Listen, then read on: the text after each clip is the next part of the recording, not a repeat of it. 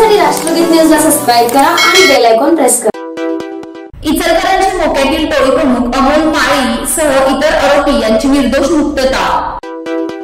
अजित वाघमारे यांच्या खून प्रकरणातील व सध्या मोका कायद्याखाली कारागृहात असणारे संशयित आरोपी प्रमुख अमोल माळी, सूरज शिर्के, अजय कुलकर्णी, अनिल मोळे, तौफिक शिरगुप्पे, राहुल एकोंडे, अमोल कोंडारे याची येथील अतिरिक्त जिल्हा सत्र न्यायालय निर्दोष मुक्तता केली। आरोपींच्या वतीने ॲडव्होकेट सचिन माने, ॲडव्होकेट लाझिम मुजावर, ज्येष्ठ विधिज्ञ ॲडव्होकेट गिरीश तपकिरे, ॲडव्होकेट इंद्रजित कांबळे यांनी काम पाहिले असल्याची माहिती ॲडव्होकेट माने यांनी ॲडव्होकेट मुजावर यांनी दिली। सदर केसमध्ये अमोल माळी व त्याचे सहकाऱ्यांविरोधात अनेक गुन्हे नोंद असल्याने आरोपींना कठोर शिक्षा व्हावी असा सरकार पक्षाने जोरदार युक्तिवाद केला।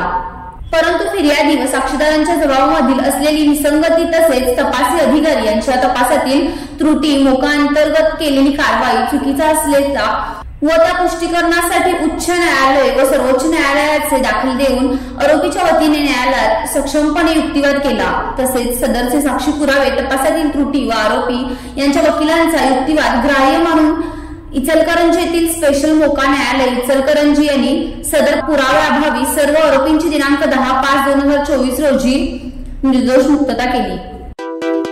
19/4/2016 रोजी रात्री 12:30 वाजताच्या सुमारास तारदाळ येथील अजित वाघमारे याचं अपहरण केलं आणि अपहरण केल्यानंतर त्याला कर्नाटक केला अशा प्रकारचा गुन्हा शहापूर पोलीस स्टेशन येथे दाखल झालेला होता।